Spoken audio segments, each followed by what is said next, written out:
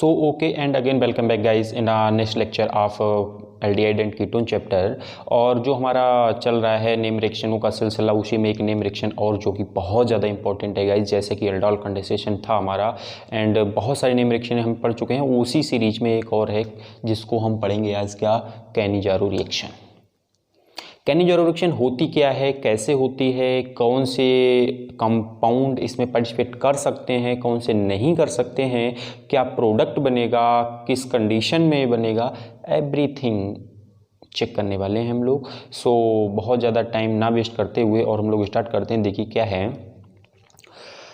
आपको एक चीज़ माइंड में रखनी ये पड़ेगी कि जैसे एल्डोल कंडेंसेशन हमने आपको बोला था, तो हमने एक चीज़ आपको नोट कराई थी कि जब एल्डोल कंडेंसेशन केवल वही मॉलिक्यूल एल्डिहाइड कीटोन की शो करते हैं जिनमें अल्फा हाइड्रोजन प्रेजेंट होता है। बोलो, बात ठीक है। सो यहाँ पर गाइज भी कुछ ऐसा ही पॉइंट आपको नोट करना है और वही चीज़ याद रखनी है कि वो एल्डिहाइड ही कैनिजारो रिएक्शन शो कर पाएंगे। मैं क्या बोल रहा हूँ, ध्यान से सुनो। वो एल्डिहाइड ही कैनिजारो रिएक्शन शो कर पाएंगे जिनमें अल्फा हाइड्रोजन एब्सेंस होगा, जिनमें अल्फा हाइड्रोजन जो है वो क्या होगा, एब्सेंट होगा। वो अल्फा हाइड्रोजन नहीं होना चाहिए। अगर अल्फा हाइड्रोजन है तो वो कैनिजारो रिएक्शन शो नहीं करेगा। ठीक है, मैंने आपको आई थिंक ये क्लियर तो किया है कि अल्फा कार्बन और अल्फा हाइड्रोजन क्या होता है। मैं एक बार छोटा सा 2 मिनट 2 सेकंड में और एक बार बताता हूँ, चेक करते हैं, फिर उसके बाद में हम लोग बात करते हैं रिएक्शनों की। गाइस, किसी भी कंपाउंड के अंदर अगर हम लोग बात करें कि कोई भी कंपाउंड आपके पास है जिसमें कोई फंक्शनल ग्रुप हो सकता है, कोई भी फंक्शनल ग्रुप हो सकता है, चाहे वो आपके पास एल्कोहल हो, चाहे वो गाइज आपके पास कोई भी एनीथिंग, कोई कंपाउंड, कोई ग्रुप लगा हुआ है, तो गाइज उस ग्रुप से जो फर्स्ट कार्बन हुआ करता है उसको हम बोलते हैं अल्फा कार्बन। जैसे हम ये ग्रुप लगाया तो ये अल्फा कार्बन हो गया, अल्फा कार्बन ये हो गया, तो अल्फा कार्बन से जो हाइड्रोजन लगे हुआ करते हैं उनको गाइज बोला जाता है अल्फा हाइड्रोजन। समझ आ रहा है ना, उनको क्या बोलते हैं, अल्फा हाइड्रोजन। तो एक चीज आपको माइंड में सेट करना पड़ेगा कि वो एल्डिहाइड कैनिजारो रिएक्शन शो करते हैं जिनमें अल्फा हाइड्रोजन एब्सेंट हुआ करता है। नाउ अब हम लोग अपनी गाड़ी मोड़ते हैं रिएक्शन की तरफ, कि रिएक्शन क्या होती है, फिर उसके बाद मोड़ देंगे उसकी मैकेनिज्म की तरफ। ठीक है, देखिए गाइस होते क्या, देखो आप इसको बोल सकते हैं जैसे 2 मॉलिक्यूल हम लोग एल्डोल में लेते थे, सेम वैसा ही है कि हम लोग कोई ऐसा एल्डिहाइड लेते हैं गाइस। देखो फॉर एग्जांपल मैं आपको बता दूं कि HCHO, गाइस इसमें CHO ग्रुप लगा है, first member of aldehyde series है ये, एल्डिहाइड जो फैमिली है उसका फर्स्ट कंपाउंड है। तो इसमें केवल ग्रुप ही तो लगा है, नेक्स्ट कार्बन ही नहीं है। अगर कार्बन नहीं है तो उससे तो फिर अल्फा कार्बन नहीं है, तो हाइड्रोजन कहाँ से आएंगे, है ना। तो इसका मतलब ये अल्फा हाइड्रोजन इसमें नहीं है, तो ये वाला एल्डिहाइड आपका कैनिजारो रिएक्शन शो कर सकता है, जिसको हम लोग क्या बोलते हैं, फॉर्मल्डिहाइड। क्या बोलते हैं गाइस, इसका कॉमन नेम क्या है, फॉर्मल्डिहाइड। तो हम लोग जब इसके 2 मॉलिक्यूल लिया करते हैं HCHO, ठीक है, in the presence of 50% NaOH, है ना, क्या, NaOH की प्रेजेंस में रिएक्शन हुआ करती है ये। और होता क्या है कि जो एक मॉलिक्यूल होता है वो तो गाइस एल्कोहल में कन्वर्ट हो जाता है, सेम नंबर ऑफ कार्बन वाला। अगर ये 1 नंबर का एल्डिहाइड, 1 कार्बन का एल्डिहाइड है, तो 1 कार्बन वाला ही एल्कोहल बन जाएगा आपके पास में। देखिए तो 1 कार्बन का एल्कोहल मतलब CH3OH बनना चाहिए, CH3OH बन गया। तो दूसरा वाला एल्डिहाइड किस में कन्वर्ट हो जाए, दूसरा वाला एल्डिहाइड कन्वर्ट हो जाया करता है गाइस आपका कार्बोक्सिलिक एसिड आप बोल सकते हैं, या आप बोल सकते हैं कि जो आपके पास में उस कार्बोक्सिलिक एसिड का डेरिवेटिव बन सकता है ना।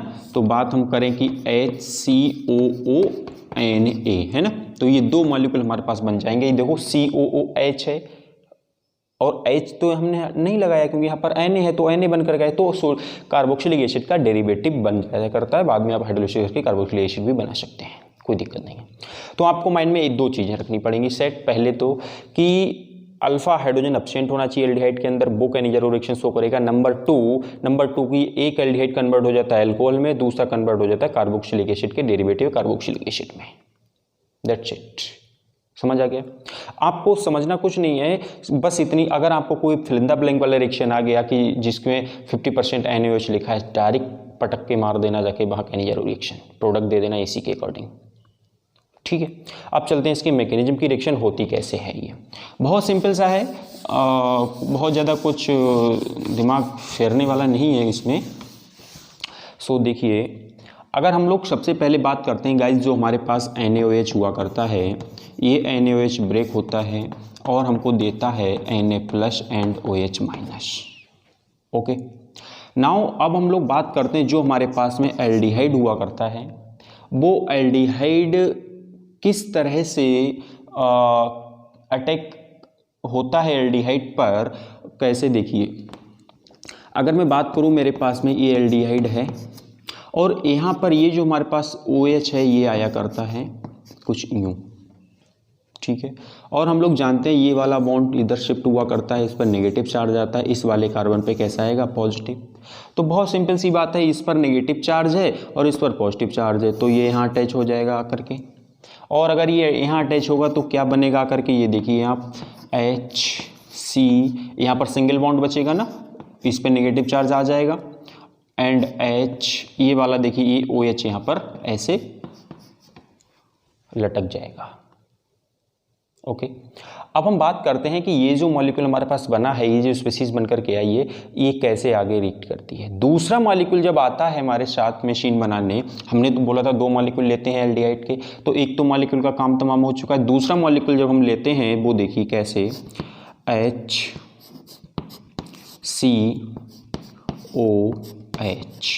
प्लस ये वाला HCO negative H and OH। ठीक है, अब देखो क्या होता है यहाँ पर। होता ये है कि जैसे इसमें ये शिफ्टिंग हुआ था, सेम मैनर ऐसे ही यहाँ पर शिफ्टिंग होता है, और ये वाला होता है इधर शिफ्ट, इस पर आता है नेगेटिव चार्ज और इस पर आएगा पॉजिटिव चार्ज। ठीक है, अब देखो उसके बाद क्या होगा। ये वाला जो नेगेटिव चार्ज दिख रहा है आपको, इस मॉलिक्यूल के अंदर तो इतना ही हो सकता था, वो हो गया। अब ये जो आपको नेगेटिव चार्ज दिख रहे हैं ना, ये नेगेटिव चार्ज ऐसे शिफ्ट होता है। अब गाइस आप सोचिए थोड़ा सा, अगर ये शिफ्ट होगा यहाँ पर, तो यहाँ पर डबल बॉन्ड बनेगा, 2 बॉन्ड, 3 बॉन्ड, 4 बॉन्ड, 5 बॉन्ड। तो कार्बन क्या 5 बना पाता है? कभी नहीं, 4 ही तो बनाता है। तो जैसे ही इधर शिफ्ट होता है, तभी तुरंत से ये जो आपको दिख रहा है ना कि H, ये H तुरंत यहाँ से निकल करके क्या करेगा, ये यहाँ से H- बनाता है, मतलब इसके इस बॉन्ड की इलेक्ट्रॉन लेकर के यहाँ से निकलता है और यहाँ पर अटैच हो जाता है जाकर के। ठीक है, क्या बन करके आएगा, इसका मतलब देखिए H ये वाला C, और यहाँ पर हमारे पास में O नेगेटिव है ही, देखो ये इधर चला गया होगा। इस वाले कार्बन से क्या लग चुका है, ये वाला H लग चुका है, बोलो, और यहाँ से H लग चुका है ये। अब इस वाले मॉलिक्यूल का क्या हुआ है, इस वाले मॉलिक्यूल के साथ कुछ ऐसा कि यहाँ पर बन चुका है डबल बॉन्ड, है ना, और यहाँ पर हमारे पास में है H और यहाँ पर है हमारे पास में OH। इतनी बात क्लियर? अगर इतनी बात क्लियर हो गई तो समझो काम तमाम हो गया तुम्हारा। कैसे, देखो यहाँ पर होता कुछ ऐसे है कि इस वाली जो स्टेप आ रही है, ये स्टेप थोड़ी सी समझने वाली है। इसको हम लोग बोला करते हैं प्रोटॉन ट्रांसफर स्टेप। क्या बोलते हैं? Proton transfer. कैसे ट्रांसफर होता है फिर वो भी देख लेते हैं। देखिए, प्रोटॉन ट्रांसफर का मतलब H+ जो होता है वो ट्रांसफर होता है कैसे और कहाँ से। देखिए, ये जो आपको OH दिख रहा है, इसको मैं अगर ऐसे लिख लूँ कि ऐसे, देखो तो गाइज यहाँ ऑक्सीजन और हाइड्रोजन के बीच में इलेक्ट्रोनेगेटिविटी डिफरेंस हाई होने के चक्कर में ये 2 इलेक्ट्रॉन जो हैं वो इस अपनी साइड में ऑक्सीजन खींच लेता है ऐसे। अब यहाँ से H+ ये बना देता है। ये वाला H+, अगर ये H+ बनाएगा तो कहाँ अटैच होगा जाकर के? यहाँ, बोलो। और यहाँ अगर अटैच होगा तो हमारे पास में क्या मॉलिक्यूल बनेगा, मतलब ये वाला H यहाँ लग जाएगा और इसके बाद ये क्या, देखो C से 3 हाइड्रोजन लगे हैं, बोलो, तो CH3 और ये वाला H आकर के इसमें लग जाएगा OH। इसका मतलब क्या बन गया, ये CH3OH बन गया। ठीक है, और ये क्या रह गया आपके पास में, ये रह गया देखो H, ये वाला H है, HCOO है नहीं, और उस पर नेगेटिव चार्ज होगा। इसका मतलब ये वाला क्या बनेगा, HCOO नेगेटिव चार्ज, ठीक है। और ये जो हमारे पास में Na पड़ा इसका तो यूज हमने कर लिया, इसका जो पड़ा हुआ था वो यहाँ लग जाता है जाकर के, हमने कहा था सोडियम डेरिवेटिव बनेगा कार्बोक्सिलिक एसिड का, तो आप इसको वहीं Na लगा देंगे और आपके पास रिएक्टेंट एकदम रेडी है। तो गाइज ये जो छोटा सा मैकेनिज्म है इसका कैनिजारो रिएक्शन का, आप इसका स्क्रीनशॉट ले लीजिए, ठीक है। सो ये इतना छोटा है इसका मैकेनिज्म, लेकिन उतना ही ज़्यादा इम्पोर्टेंट भी है, समझ आ रहा है ना, इम्पोर्टेंट बहुत ज़्यादा है। सो गाइज जैसे हमने एल्डोल कंडेंसेशन में दो रिएक्शन पढ़ी थी, cross aldol and aldol, same manner यहाँ पर भी कुछ ऐसा ही होता है कि अगर आप, अभी हमने क्या किया था, जो दो एल्डिहाइड लिए थे दोनों सेम एल्डिहाइड थे, अगर दोनों सेम एल्डिहाइड होते हैं तो उसको बोला जाता है कैनिजारो रिएक्शन, और अगर यही दो एल्डिहाइड आपने ले लिए डिफरेंट डिफरेंट टाइप के एल्डिहाइड तो उसको बोलने लगते हैं क्रॉस कैनिजारो, क्रॉस कैनिजारो। तो वहां पर क्या होता है उसकी भी थोड़ी सी कहानी बता देते हैं आपको, और देखिए इसको हटाता हूं मैं। और अगर बात करें अब हम लोग क्रॉस कैनिजारो की, तो आपके लिए कंडीशन सेम ही है। कंडीशन सेम का मतलब यही है गाइस कि एल्डिहाइड आपको वही लेने हैं जिनमें लेकिंग ऑफ अल्फा हाइड्रोजन, मतलब अल्फा हाइड्रोजन एब्सेंस हो। क्रॉस अब हमको करना पड़ेगा क्रॉस कैनिजारो रिएक्शन।